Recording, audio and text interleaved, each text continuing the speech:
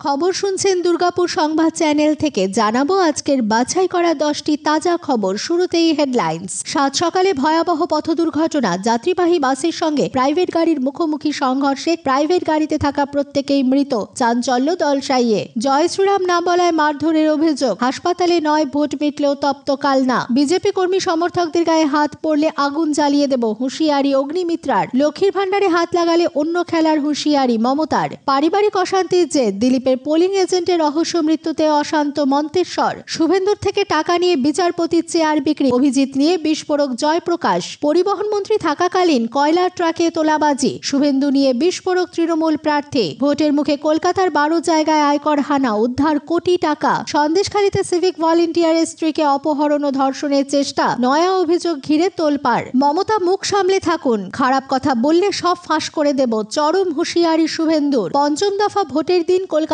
সহ দক্ষিণবঙ্গের সব জেলায় বৃষ্টি, বার্তা হাওয়া অফিসের। প্রতিদিন নিয়মিত খবর শুনতে চ্যানেলটি সাবস্ক্রাইব করুন। আসছি বিস্তারিত খবরে।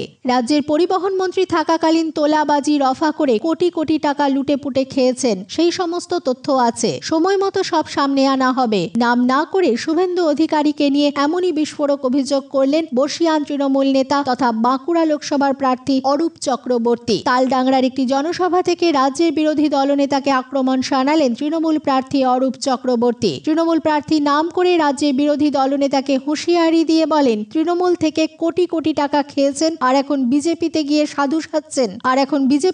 সাধু সাজছেন। তিনি কি করেছেন সব তথ্য আছে। এরপরই শুভেন্দু অধিকারীকে চ্যালেঞ্জ ছুড়ে অরূপ চক্রবর্তী। শুভেন্দুর নাম না করে বলেন, পরিবহন দপ্তরের মন্ত্রী থাকাকালীন কয়লা বোঝাই ট্রাক কিভাবে রফা করেছেন সেই তথ্য আছে।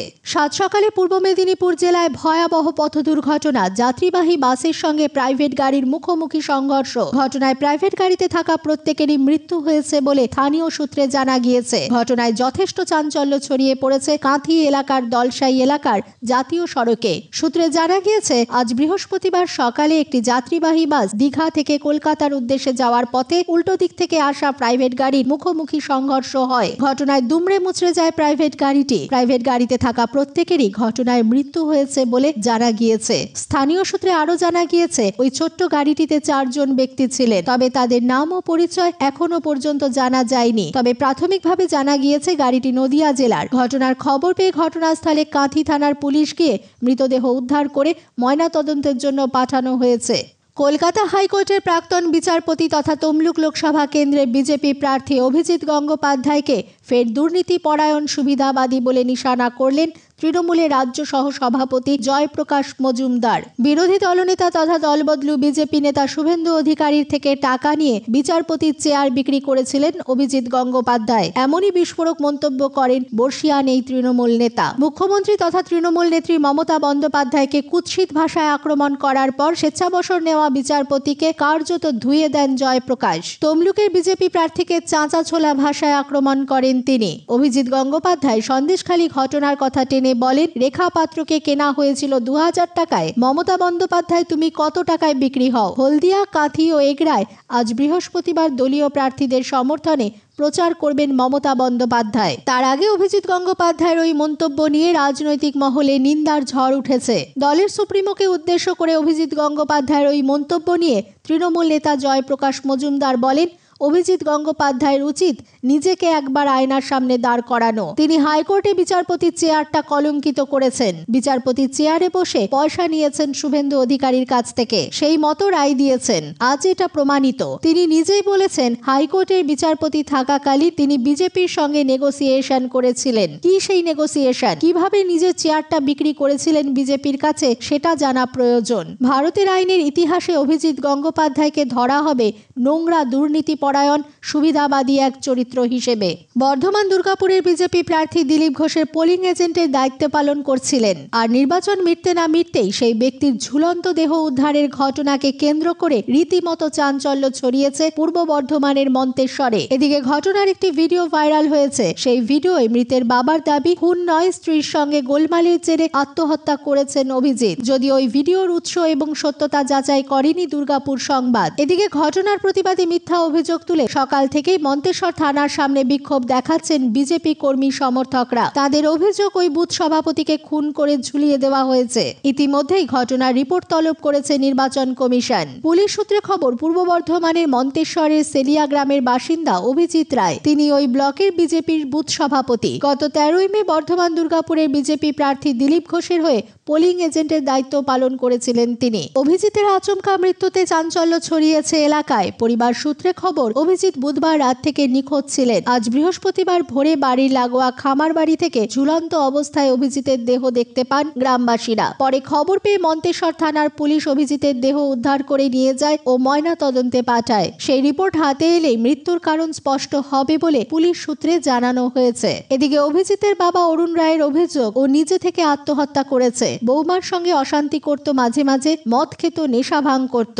সংসার না চললেই বৌমার সঙ্গে অশান্তি হতো। তবে এই প্রথম নয়, এর আগে অভিজিৎ কয়েকবার আত্মঘাতী হওয়ার চেষ্টা করেছিলেন। ঘটনা প্রসঙ্গে রাজ্য তৃণমূলের মুখপাত্র প্রসেনজিৎ দাস বলেন, প্রশাসন বিষয়টি তদন্ত করে দেখুক। প্রশাসন এখন কমিশনের আওতায় রয়েছে। এই মৃত্যু নিয়ে রাজনীতি করার কোনো জায়গা নেই। আইন আইনের পথেই চলুক। এই খবর আপনারা শুনছেন দুর্গাপুর সংবাদ থেকে। আপনাদের কাছে একটা বিশেষ অনুরোধ, আমরা এই ভিডিওটাতে 3000 লাইক টার্গেট করছি, তাই এক্ষুনি এই ভিডিওটিকে একটি লাইক দিয়ে আমাদেরকে সাপোর্ট করুন। ফিরে আসছি খবরে। জয় শ্রীরাম না বলায় তৃণমূল কর্মীদের মারধরের অভিযোগ বিজেপির বিরুদ্ধে। পাল্টা বিজেপির এজেন্ট হওয়ায় বিজেপি কর্মীদের মারধরের অভিযোগ তৃণমূলের বিরুদ্ধে। দোষারোপ পাল্টা দোষারোপে ভোট পরবর্তী হিংসায় তপ্ত কালনার বাগনাপাড়ার ফরিংগাছি এলাকা। সংঘর্ষে জখম উভয় পক্ষের বেশ কয়েকজন, যাদের মধ্যে 9 জনকে কালনা মহকুমা হাসপাতালে নিয়ে যাওয়া হয়েছে চিকিৎসার জন্য। বুধবার সন্ধ্যায় আক্রান্ত বিজেপি কর্মীদের দেখতে কালনা হাসপাতালে আসেন বর্ধমান পূর্ব লোকসভা কেন্দ্রের বিজেপি প্রার্থী অসীম সরকার।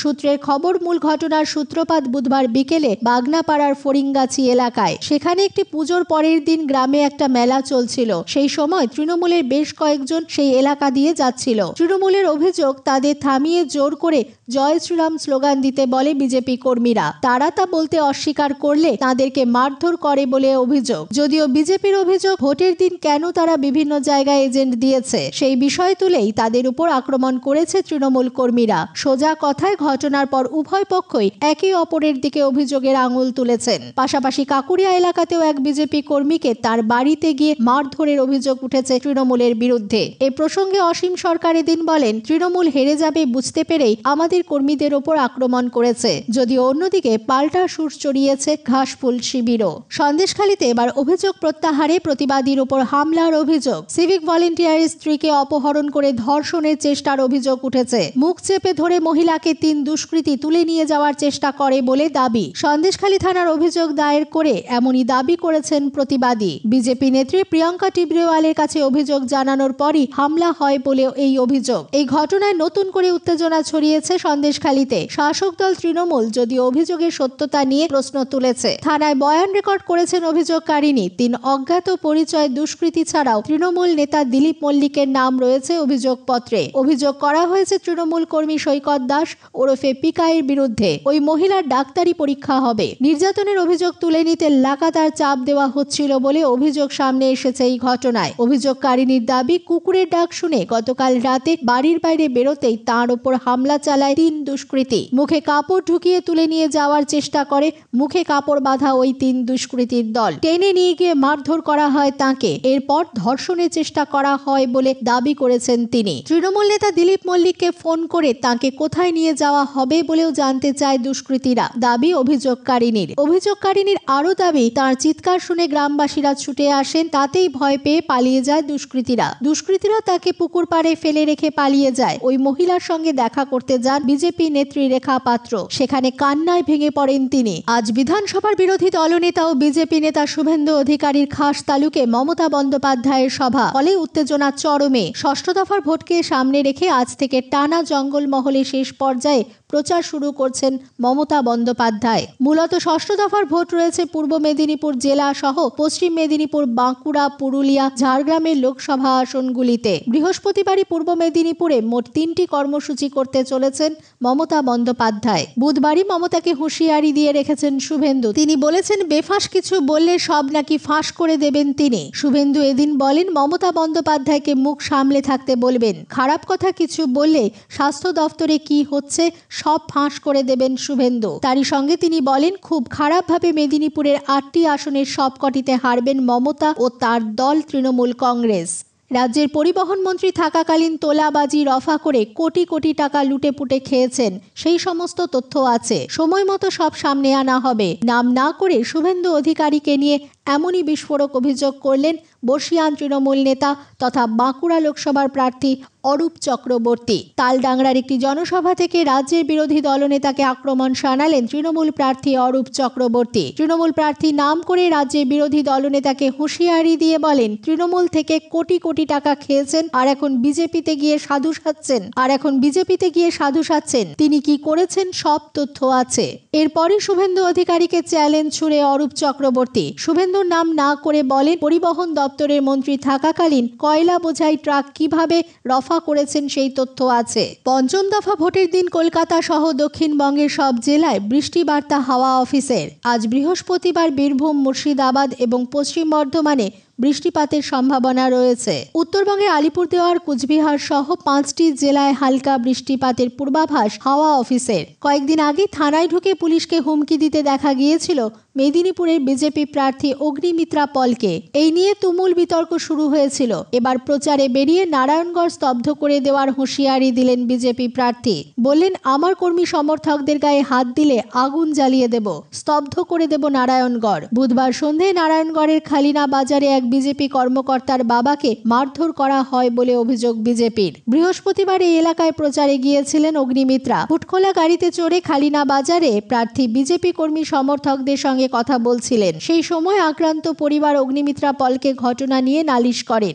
তখনই তৃণমূলের উদ্দেশ্যে হুঁশিয়ারি দেন অগ্নিমিত্রা। বলেন, বিজেপি কর্মী সমর্থকদের কারো গায়ে আঁচড় পড়লে আগুন জ্বালিয়ে দেব, নারায়ণগড় স্তব্ধ করে দেব। বিজেপি নেত্রী ও প্রার্থীর এই মন্তব্য নিয়ে যথারীতি বিতর্ক শুরু হয়েছে। নারায়ণগড় তৃণমূলের ব্লক সভাপতি সুকুমার জানার বক্তব্য, এরকম কথা অনেক বলছেন, কারণ তিনি হারছেন এটা কনফার্ম। তার ফলে এরকম কথা বলে খবরের শিরোনামে আসার চেষ্টা করছেন। এই খবর আপনারা শুনছেন দুর্গাপুর সংবাদ চ্যানেল থেকে। বিজেপি ক্ষমতা এলে লক্ষ্মীর ভান্ডার বন্ধ করে দেবে বলে বিভিন্ন সভা থেকে প্রচার করছে, আগেই অভিযোগ করেছিলেন মমতা বন্দ্যোপাধ্যায়। এবার এ বিষয়ে গেরুয়া শিবিরকে কড়া হুঁশিয়ারিও দিলেন মুখ্যমন্ত্রী। মঙ্গলবার হুগলির চুঁচুড়ায় দলীয় প্রার্থী রচনা বন্দ্যোপাধ্যায়ের সমর্থনে নির্বাচনী সভা থেকে মমতা বলেন, কোনো বিজেপি নেতার ঠাকুরদার ক্ষমতা নেই বাংলার লক্ষ্মীর ভান্ডার বন্ধ করার। লক্ষ্মীর ভান্ডারে কেউ হাত লাগালে খুন্তি হাঁড়ি করার খেলা হবে। জানে না বাংলা অন্যরকম, মা বোনেরা জোট বাঁধলে ওদের বদলে দিতে বেশি সময় লাগবে না। অর্থাৎ বাংলার নারী শক্তি তৃণমূলের সঙ্গেই রয়েছেন বলেও বার্তা দিতে চেয়েছেন তৃণমূল নেত্রী। এই প্রসঙ্গে টেনে এনেছেন সন্দেশখালীর প্রসঙ্গ। মমতার কথায়, সন্দেশখালীতে চক্রান্ত করে মা বোনেদের অসম্মান করলো, টাকার বিনিময়ে দেশের কাছে বাংলাকে অসম্মান করলো। 21 বিধানসভা ভোটের প্রচারে তৃণমূল জানিয়েছিল, ক্ষমতা এলে বাংলার মা বোনেদের জন্য মাসে 500 টাকার লক্ষ্মীর ভান্ডার চালু করা হবে। বর্তমানে টাকার অঙ্ক বাড়িয়ে যথাক্রমে 1000 এবং 1200 টাকা করেছে রাজ্য। পর্যবেক্ষকদের মতে বাংলায় তৃণমূলের অন্যতম ভোট ব্যাংক মহিলা শক্তি। মুখ্যমন্ত্রীর কথাতেও তা বারে বারে ফুটে উঠেছে। মোদীকে নাম্বার 1 420 বলে কটাক্ষ করে মমতা বন্দ্যোপাধ্যায় বলেন, 15 লাখ দেবে বলেছিল, পেয়েছেন। বছরে 2 কোটি চাকরি দেবে বলেছিল, 5 বছরে 10 কোটি হয়েছে, হয়নি। কারণ মোদীর গ্যারান্টি মানে ভাঁওতা। এতক্ষণ খবর শুনছিলেন দুর্গাপুর সংবাদ চ্যানেল থেকে। খবর এখনকার মতন এই পর্যন্তই। ধন্যবাদ।